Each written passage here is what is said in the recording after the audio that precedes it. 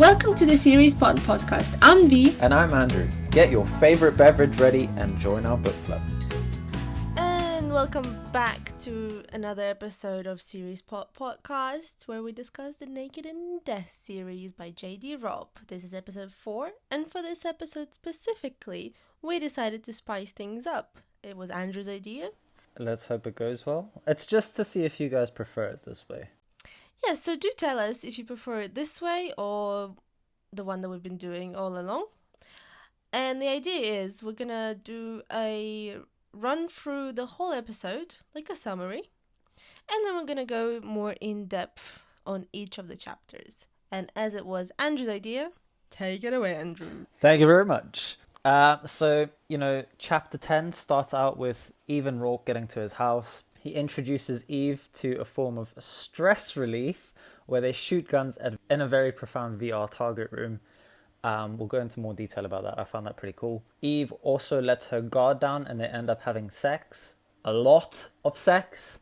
She freaks out and he basically ends up asking her out. Like, listen, I think we're romantically involved.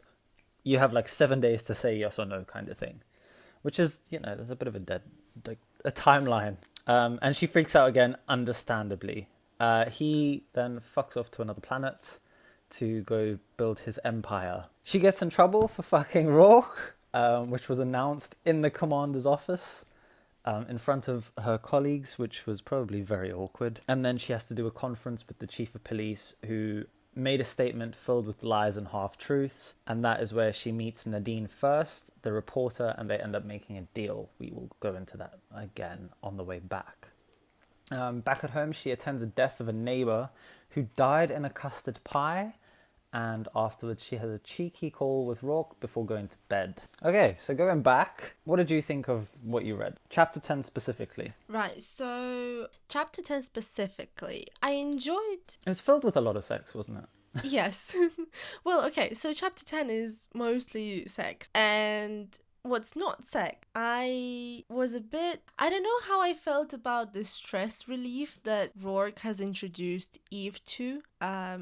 I mean, I would just go run a few laps instead of shooting some very realistic human beings, even if they're VR. Yeah, that's but I found that so interesting. It's very interesting and it fits with the theme. So it is useful for Eve to practice with guns to get sort of in the headspace of the killer, but just, I found it more quite interesting on the side of Roarke, because when they were going down in the elevator, she was asking him questions like, how many of these weapons have been obtained through the black market? And then he smiled at her and was like, while your recorder's on, they were all obtained legally. And she turns it off, and then the second one. Yeah. So was she still investigating him? Okay. Mind you, okay, listen, the recorder. So I think the recorder is with her all the time. What, just on permanently? Well, I assume if she's going into a house of the main suspect, it would be on. Because at this point, as they're walking into his house, they haven't had sex yet. She's walking into the house of the main suspect, who has shown previously in the previous episode some, questionable manners of handling a woman by just, pushing her around, even though she's kind of enjoying it, whatever, that whole black hole of, but, when they get to his house, he's still the main suspect. I would assume she kept her recorder on. But she said to him in the last, the chapter before this, that she doesn't think it's him. So, what's the point in recording him still? I think, well, it could be that she still doubts him, although I don't think so. But it could be just a professional thing, because she's so much of a cop that she just keeps it on at all times. Or at least most of the time. But yeah, she does switch off her recorder and then the backup. Yeah, only because he noticed it though. Well, he didn't even notice, he knew.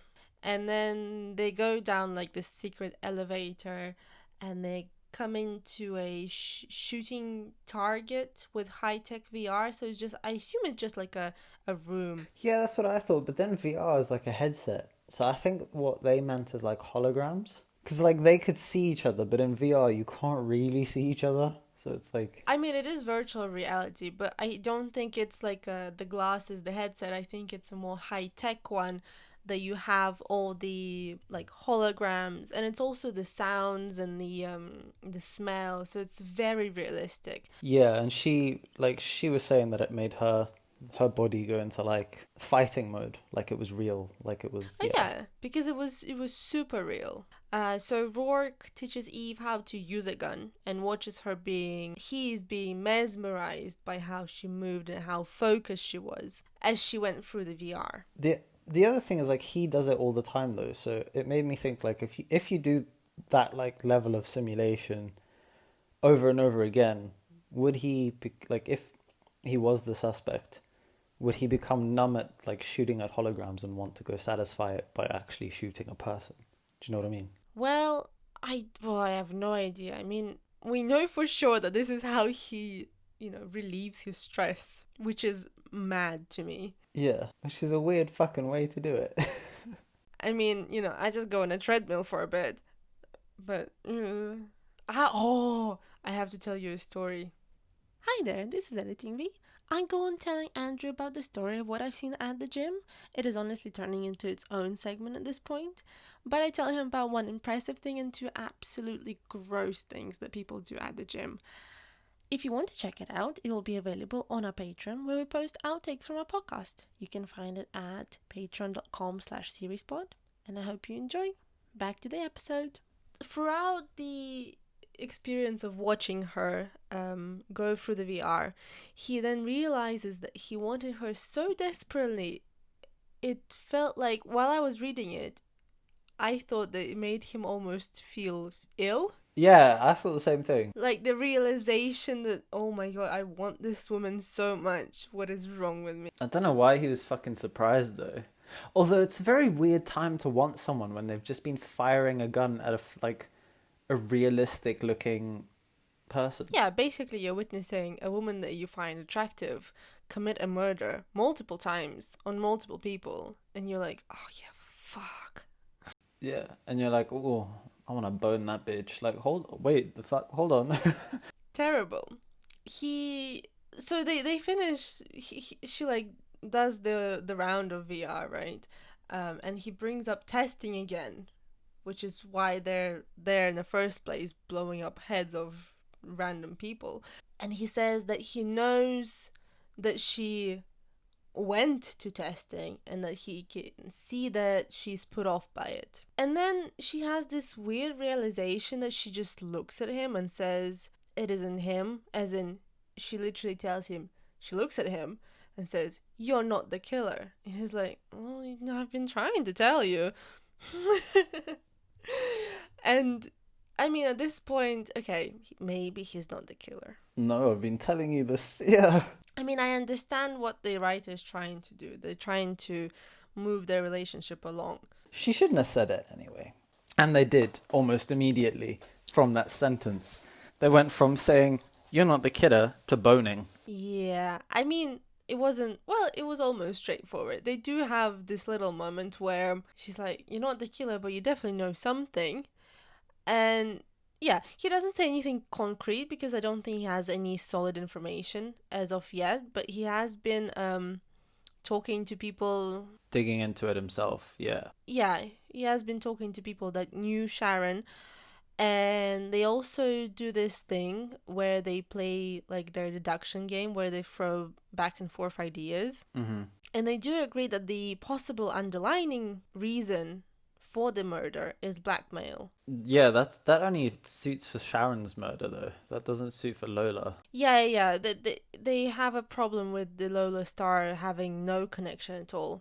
Roarke also points out that the senator is watching Eve very closely. Yeah, and the reason he knows that is because he's watching him watch her, which is creepy. Yeah, he's worried. He's watching one of the main players in this game, and that's Senator. Eve does say that, "Oh, so you've been watching me?" And he's like, "No, I've been watching the senator watching you." And then he says, "I respect the privacy of people I care about." And then... Which is bullshit because he broke into her apartment on the last episode of our podcast. He don't give a fuck about privacy. He was in her apartment. He's like, I wanted to see you. Like, you're in my apartment, bitch. I think his sort of privacy, because he did break into her apartment, but he didn't go looking through her things. So I think he just has... Yeah, he's got a bit of a skew. Yeah, I think he has a very skewed limit of where that privacy sort of starts. Yeah.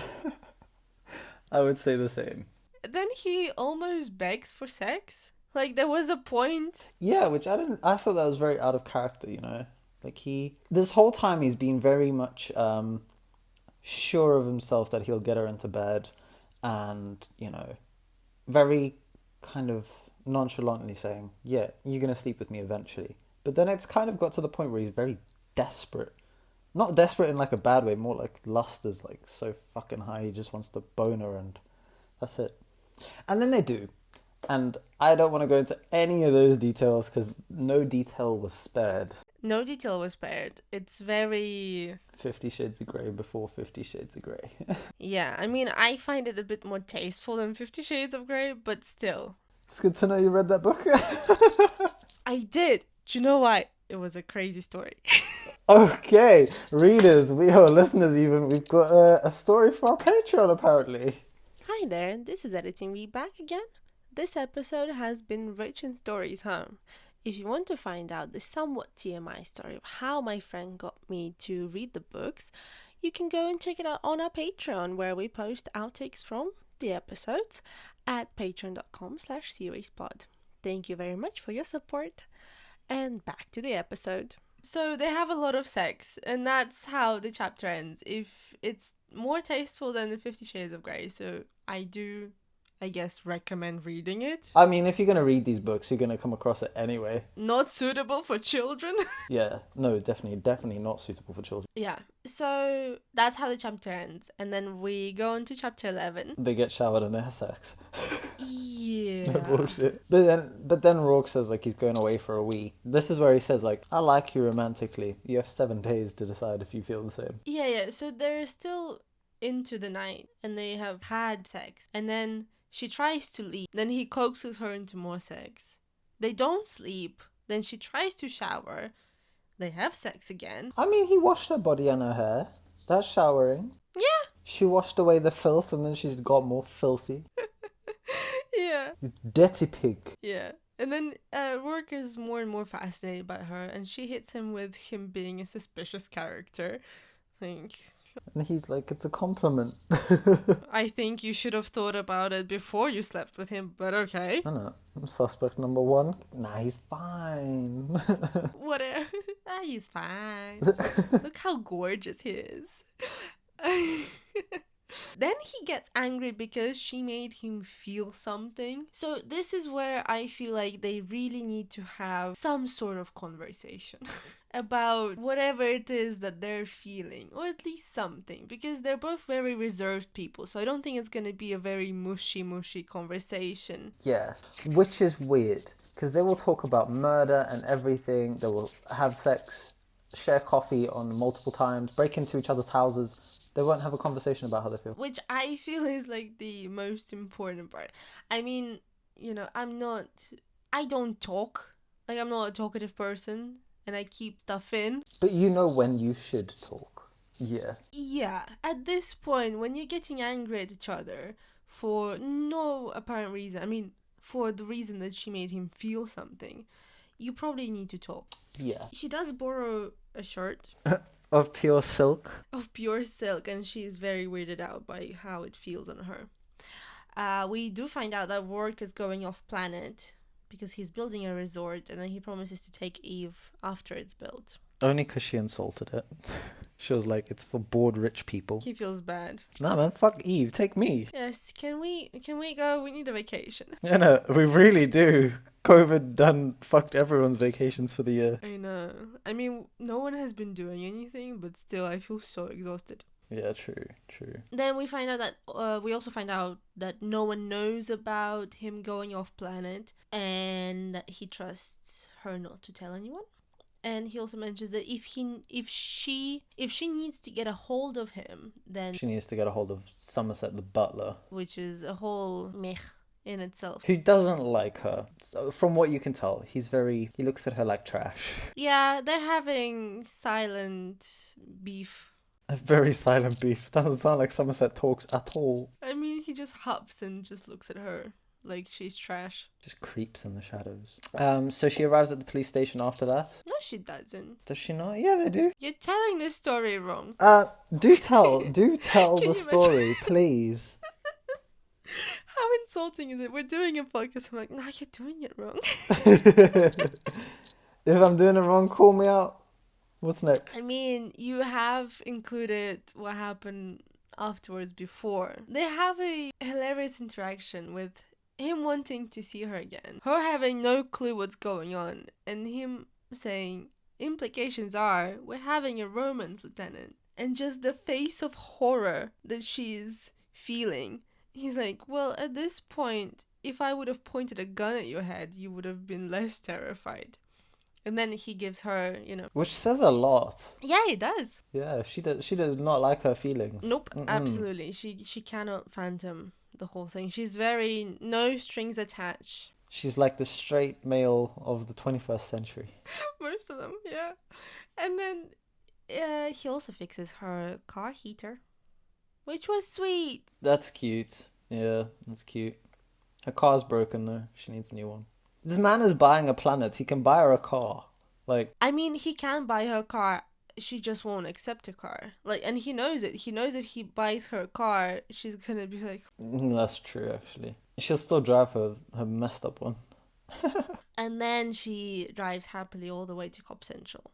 Yes, she does. She has a smile on her face the entire journey. Yes. Cute.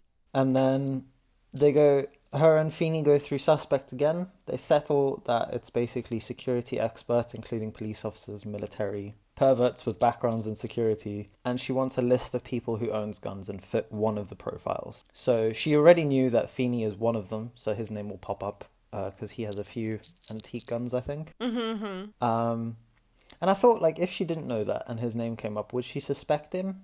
Because he is a security expert and he has a gun? Because she seems to trust him with a lot. I mean, yeah, I don't think she would have suspected him. But then again, I don't know, but I think, no, she wouldn't have suspected him because his alibi would check out in like seconds. Would it, though? Because he doesn't have a wife, does he? Yeah, he does. Wait, does he have a wife? Oh, yeah, he does have a wife. Ah, yeah, true point.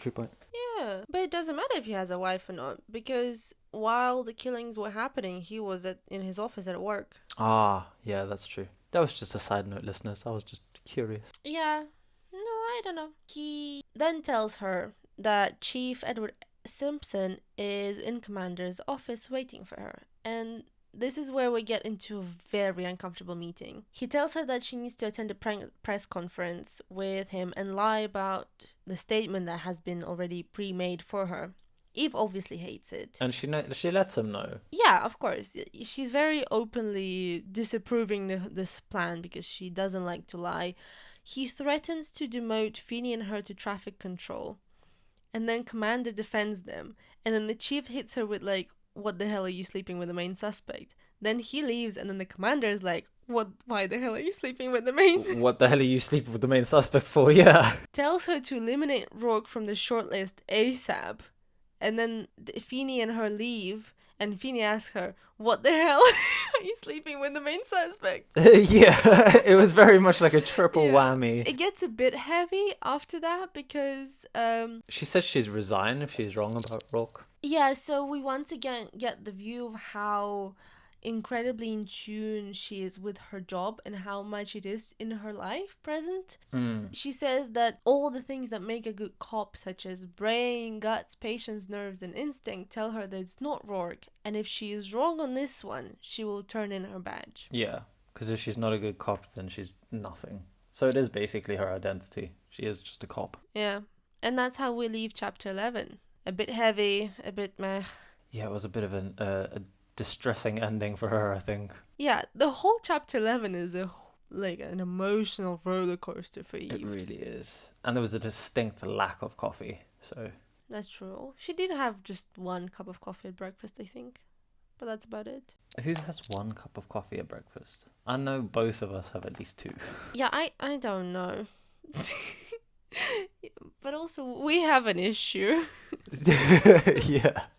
An issue to someone is a lifestyle to another person. That is very true. I've cut down on my coffee anyway. Same. I'm drinking tea. Only having 5 a day now. I'm being good. Oh. What? What's the laugh for? I mean, Five's it is fine. better than what we used to have, which is like, what, 9, 10 coffees a day? Yeah. And not like... Nothing will, like... Do you remember that Costa one that we had at uni? Oh, The one that they now don't sell anymore for probably good fucking reason. Because we were good reason. jittering in class. Yeah, I mean, I think... But I also think it's the syrup. It's the vanilla or the caramel that they put into it. It was the vanilla one. But then Starbucks has syrup. What the fuck was in the Costa one? I have no idea, but I think the sugar level in the Costa one is way higher. So much higher. Yeah, it was... We were buzzing. I mean, me and you, we drink a lot of coffee. Yeah. would drink Starbucks, like venti Starbucks, and it was fine, you know. Perfectly fine. We had one average sized Costa drink. With no coffees before that, because I told you not to, because this will fuck you up for the day. Yeah, exactly. So I was prepared. I was like, okay, I'm not gonna drink coffee in the morning. And then I tried it, and I was trying so hard not to jump out of my seat during the lecture and just bounce off the walls. I had Joe, and I was like sitting there just like twitching in my seat. And she was like, "You're alright." I was like, "No, I mean, I don't know. What's your definition?" Yeah, fine. Just having a small caffeine seizure. Yeah, first people to die from caffeine. Woo, go us.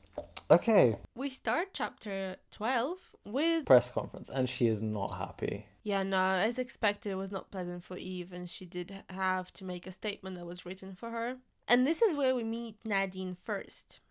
She's a reporter from Channel 75. She's like the ace, the pro shark of reporting.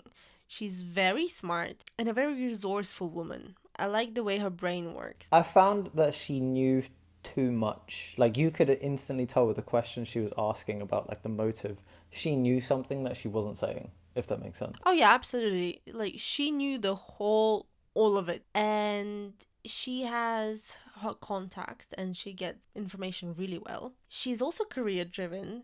So she doesn't mind pushing the buttons to get information. And she does that to Eve. When the chief just throws her to the wolves, he's like, well, here's our main person on the job. Ask her. Our primary person on the case. She'll answer your questions. Yeah. But Eve being Eve, she pushed back on those buttons that Nadine was pushing on her. And Nadine then catches Eve as she's leaving and manages to convince her to have a private meeting. Yeah. And they meet at Blue Squirrel, where Mavis works. And they essentially just make a deal where Eve gives Nadine a real story so that Nadine pushes her ratings up.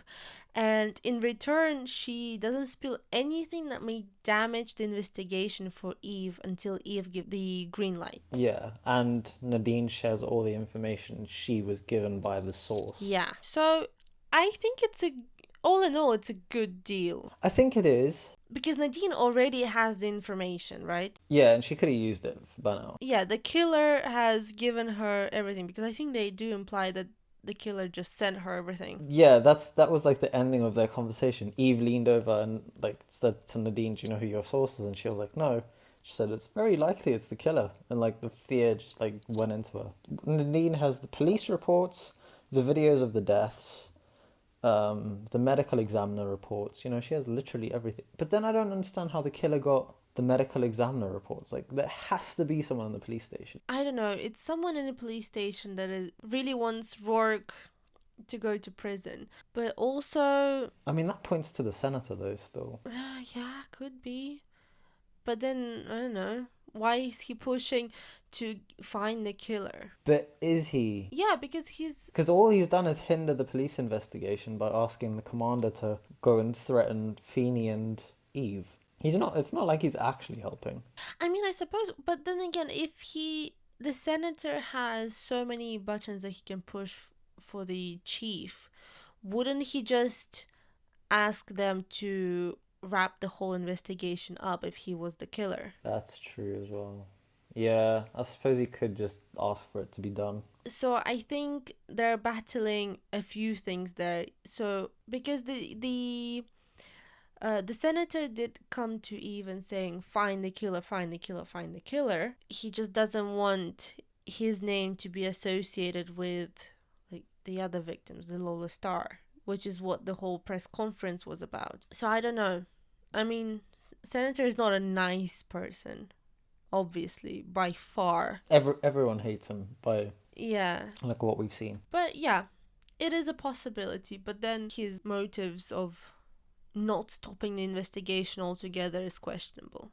But either way, maybe they are hoping that they're so smart that they can get Roarke out of the way. Could be. That conversation ending, and she goes and meets up with Mavis. Has a really bad cold from being in nothing but body paint in February. But then the cool thing is that she mentioned that basically all diseases have been wiped out by the time 2053 or whatever this year is, which is so cool. But she has a remark about the pharmaceuticals, that they wiped out all diseases like cancer and other things, but they can't make anything for bad cold, because she bought all of the pharmaceuticals possible for cold, and she's like, oh yeah, because they need to make money. Yeah, all the ones that'll kill you. Fair enough, I suppose, but it could have been just better just to cure everyone from everything. The common cold's still a bitch. They do talk about Roarke and how Eve slept with him. And Mavis was like, oh, tell me everything. I want to know everything, from his height to how big he is. Like, hold on, Mavis, this is too much. You need to calm down, lady. Yeah, Avis is shocked. And she's like, was he good? I'm like, well, of course he was good. You didn't sleep. Well, they didn't sleep. What do you think? Yeah.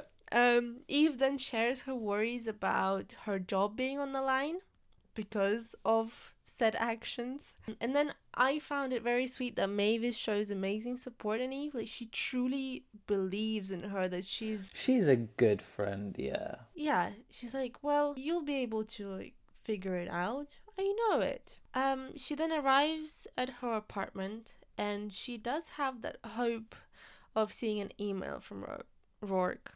Which is cute. Yeah, she likes him, for sure. Yeah. There wasn't any email, but it was, aww. But what she did receive is a video from her record of the previous case with a little girl that she went for testing with. So the killer is trying this psychological thing to set her off. And of course she got angry and she's like, not today, devil, not today. Not today. But the thing was, that was filmed from inside the apartment. It wasn't her recording. It was already there, because she said, like, she could hear herself knocking up, like, banging on the door. So was that murder included in these 6? Or, like, what is... No. That's a video from her recorder when it was on from the termination. No, go back. Go back in the book. Let me find the page. Find the page. Let me find it Bitch, for you. You're trying to try me. Chapter 13, My right? notes are impeccable. Chapter 13, yeah. Oh, wait, no, it's not chapter 13. It's chapter... Oh, wait. Is it 13? No, it's chapter 12. Sorry, chapter 12. Chapter 12, right. Oh, okay, so it says... My bad. So it says there is a video... Yeah, what does it say, Andrew? Say it nice and clear. V is right. Cheeky shit. So there's the angles of the department record. So it's like someone took a video after she had already been there, like for like the people who clean up the room, I suspect. But her audio from her, like when she arrived, yeah. But it wasn't that video. That's why I got confused. Yeah, from the recorder that she carries with her. Ah, my bad. I'll take it back. Viola is the smartest. I'm sure she liked that compliment too. My ego just grew. 3 yeah, undoubtedly, times. fucking bitch. Right. Her neighbor then knocks on her door saying that one of the other neighbors is dead and they don't know what to do.